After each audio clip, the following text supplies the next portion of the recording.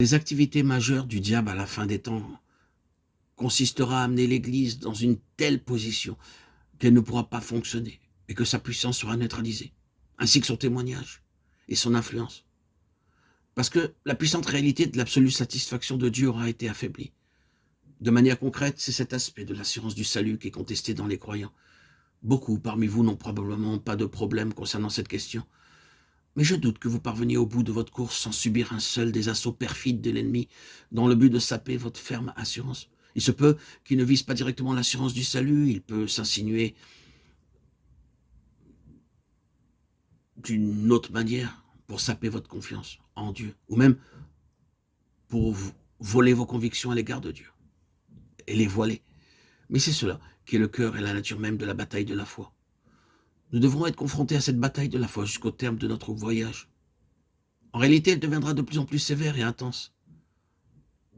La foi va être testée de plus en plus, et quand elle triomphera en transcendant le conflit, il y aura la victoire.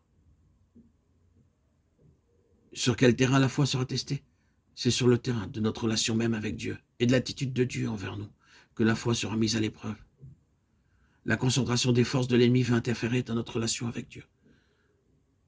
Quel est notre unique lien avec Dieu? C'est le Seigneur Jésus-Christ et la réponse, pour lui comme pour nous, contre Satan et tout ce qu'il signifie. Ce ne sera jamais ce que nous sommes en nous-mêmes.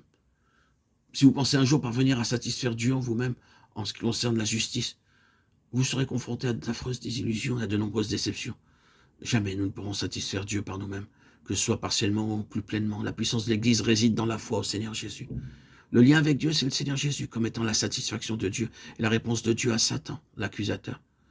Comment alors pourrons-nous réellement déloger l'ennemi et saper son emprise pour le détruire efficacement? C'est une très grande question. Nous n'allons pas défaire l'ennemi par le moyen de grandes organisations ni de mouvements religieux. Il s'introduira dans ces choses et les tournera à son propre avantage. Nous n'allons pas le faire avec ce qui peut être dit. Nous allons détruire l'ennemi efficacement et établir la souveraineté du Seigneur Jésus dans le royaume de l'ennemi seulement en saisissant pleinement la personne du Seigneur Jésus. Maintenant, quand j'emploie ce terme pleinement, je le souligne plusieurs fois parce que je ressens que c'est l'aspect que nous devons considérer dans ces méditations. C'est la mesure dans laquelle nous saisirons intérieurement le Seigneur Jésus dans tout ce qu'il est, qui sera la réponse à l'emprise satanique. Ainsi, pour détruire toute cette hiérarchie satanique et vider les cieux de ses puissances et de ses principautés néfastes, le Seigneur a besoin d'un peuple qui corresponde à Sion pour être son instrument et son vase. C'est-à-dire de personnes qui soient l'incarnation de sa pensée plus pleine concernant le Seigneur Jésus, dans une mesure qui aille au-delà de la moyenne générale. Certains sont allés plus loin dans cette connaissance du Seigneur Jésus et il y en a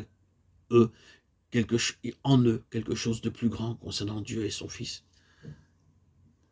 Tout revient à cette question de la mesure de Christ. C'est une chose de croire au Seigneur Jésus, d'être converti et d'être sauvé.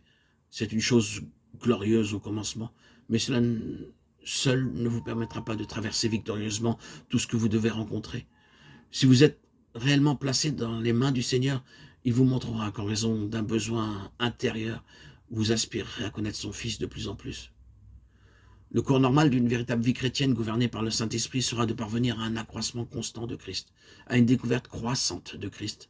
Car en fin de compte, l'avant-garde de l'Église, le fer de lance de l'Israël spirituel, ouvrira la voie pour l'Église dans les lieux célestes pour gouverner avec Christ. Et ce sera par le moyen d'un peuple qui aura été forgé en Christ très profondément et dans lequel Christ aura pénétré très profondément. C'est une nécessité pour le Seigneur.